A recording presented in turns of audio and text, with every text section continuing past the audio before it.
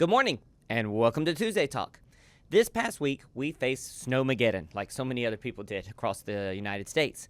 And there was a whole lot of going back and forth for over a week. We heard, there's going to be 18 feet of snow, the sun's not going to shine for a couple of months. I mean, it was just going to be like a whole lot of information.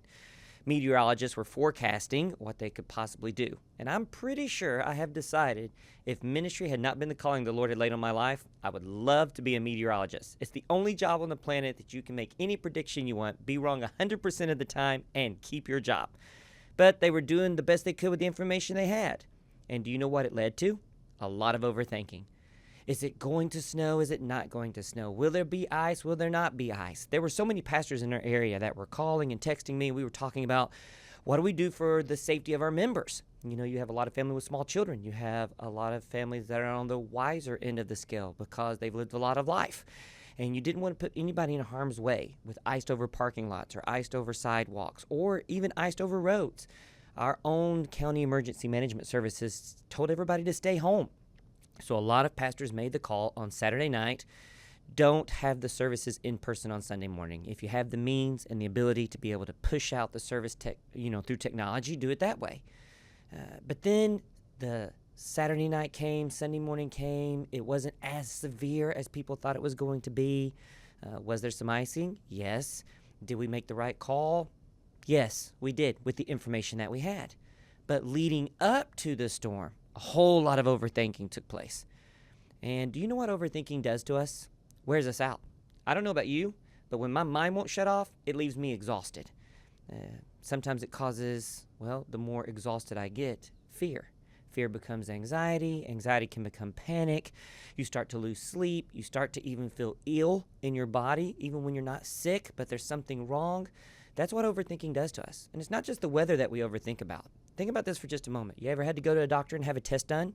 And while you're waiting on the results, which seem to take forever, what happens to your brain? Let me tell you what you don't do. You don't pull up WebMD because everything you read about on WebMD, you have it, right? I mean, all of it.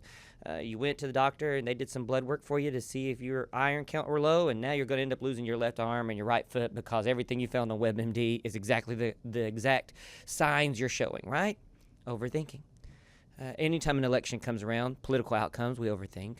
Well, if you turn on the news and you watch it for 30 minutes today, global economy's failing, everybody's going to have the apocalypse. Overthinking. What do I do when my mind is doing too much for me?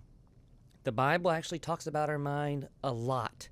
And today I want to give you a couple of things maybe that could help you today if you're stressing, if you're a little fearful, anxious over things that you cannot control. Number one, whenever you begin to feel this way, see if you can identify, am I doing too much? Am I overthinking? Just being able to say, wait. This is out of my control. I'm going to have to practice patience in this place right now. Could go a long way for me. So identify, am I overthinking? Look at what is and not what might be. I say this little statement often in our Tuesday talks. You cannot control tomorrow.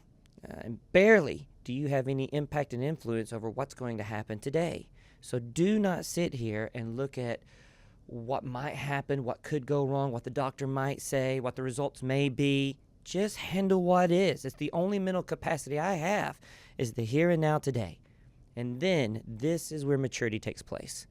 Release what you cannot control. Identify it, handle what is, not what might be, and release what you cannot control. You're like, well, how do I give something up? You lay it down. Where? At the feet of Jesus. This is where you have an opportunity to really grow your prayer life, to be able to talk to the Lord about specific individual things. Instead of saying something, and there's nothing wrong with this, Lord, I'm going to pray for everything. Here is the thing that I'm overthinking about today, and I'm going to give that up to God. And then this may be even harder for you to do. Unplug. Take a break. No more cell phone, no more TV, no more internet, just for a few minutes so that I can catch my breath, bring my heart rate down, and be able to get back into control. And lastly, if none of these things are working, ask for help. Overthinking is a legitimate thing. We do it in our relationships. We do it in our homes. We do it in our churches. Well, I do it in my life with things like the weather that I cannot even control. Anyway, I want to say thank you very much for joining me today. I hope this will help you. And I encourage you today, no matter what you can do, if you know somebody else who's just going through a lot right now, maybe share it with them as well, okay? May God bless you. Have a wonderful rest of your week. Thank you every week for joining me here. And next week, Lord willing, I'll look forward to seeing you again for Tuesday Talk.